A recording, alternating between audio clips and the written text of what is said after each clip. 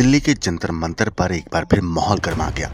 दिन भर प्रदर्शन शांतिपूर्ण तरीके से चलता रहा, लेकिन जैसे ही शाम हुई हालात अचानक बिगड़ गए। कहा जा रहा है कि देर शाम बड़ी तादाद में सीजेपी समर्थक और छात्र टॉलस्टॉय मार्ग पर इकट्ठा हो गए। इसी दौरान उनकी पुलिस से कहासुनी शुरू हुई और देखते ही देखते मामला झड़प में बदल गया। दिल्ली पुलिस के मुताबिक रात करीब 8:30 बजे कुछ लोगों ने पुलिस पर पत्थर और बोतलें फेंकनी शुरू कर दी। इस पथराव में कनॉट प्लेस के एसीपी विवेक भगत घायल हो गए, जिन्हें तुरंत आरएमएल अस्पताल ले जाया गया।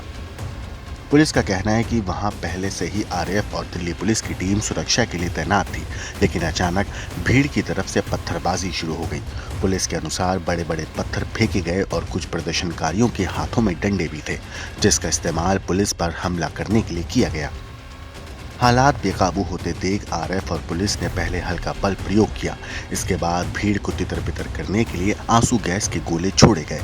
काफी मशक्कत के बाद स्थिति पर काबू पाया गया। फिलहाल पूरे इलाके में भारी पुलिस बल तैनात है और सुरक्षा व्यवस्था कड़ी कर दी गई है। 500-700 प्रोटेस्टर बाहर आके जंतर मंतर की तरफ जाने की कोशिश कर रहे थे।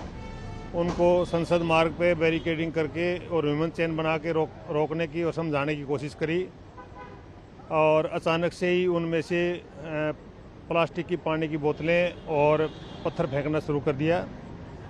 एक पत्थर आगे अभी मेरे माथे में लगा था। देखिए, कल रात में तकरीबन 8:30 बजे के आसपास जहां पर हम मौजूद हैं, यहाँ से चंद कदम की दूरी पर, क्योंकि पीछे की तरफ जंतर मंतर का इलाका है, वहां से प्रोटेस्टर्स की संख्या ज्यादा हुई। और ये जो आप सामने देख रही हैं बैरिकेड, इसके आगे जो टॉलस्टॉय मार्ग का कट है और ये संसद मार्ग का, वहां पर पहुंचते हैं प्रोटेस्टर्स बड़ी संख्या में, और वहां पर फिर पुलिस भी आसपास मौजूद थी सिक्योरिटी में।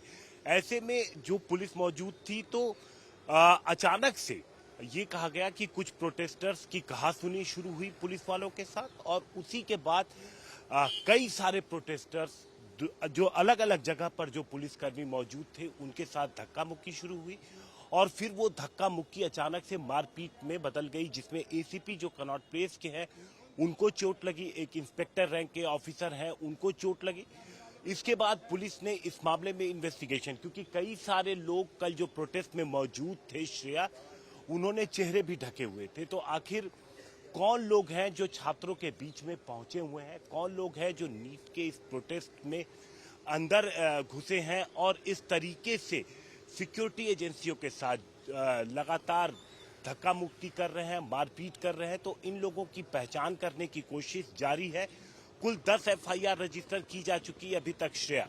जो दिल्ली के नई दिल्ली इलाके के 5 अलग अलग थाने हैं, वहां पर एफआईआर दर्ज की गई है, और उन चेहरों की पहचान की कोशिश की जा रही है जिन्होंने कानून तोड़ा है, उनके बारे में पता लगाने की कोशिश की जा रही है। कुछ तस्वीरें ऐसी आई हैं जो क्रिमिनल बैकग्राउंड के लोग हैं, जो फेस रिकॉग्निशन सिस्टम के जरिए, जो कैमरा है उसके जरिए पता लगा है कि किस तरीके के लोग भी प्रोटेस्ट में घुस आए हैं, वो किस मकसद से आए हैं, इसका भी पता लगाया जा रहा है। इसके लिए पुलिस जब इन्वेस्टिगेशन आगे बढ़ाएगी तो ये सारी चीजें साफ होंगी। लेकिन अभी जो सबसे बड़ी पुलिस के लिए चुनौती बनी हुई है वो ये कि किस तरीके से जो कनॉट प्लेस का इलाका है, जो शाम होते ही धीरे धीरे पुलिस के कंट्रोल से बाहर होने लगता है, और यहाँ से लेके जहाँ पर हम मौजूद हैं, यहाँ से जो पूरा आउटर सर्कल तक का इलाका है, ये पूरा संसद मार्ग, इस पूरे संसद मार्ग पे जंतर मंतर पे तमाम छात्र और उनके साथ कई सारे जो प्रोटेस्टर्स हैं अन्य,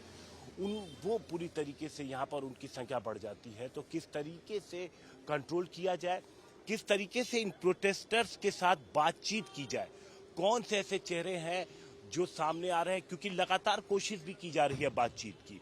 जो लोग, हमने कल भी देखा था कि कुछ लोग डीसीपी ऑफिस यहाँ पहुंचे थे प्रोटेस्टर्स की तरफ से, जो बातचीत कर रहे थे, उनको बाकायदा अंदर बैठे थे और लंबी बातचीत भी हुई थी। लेकिन इस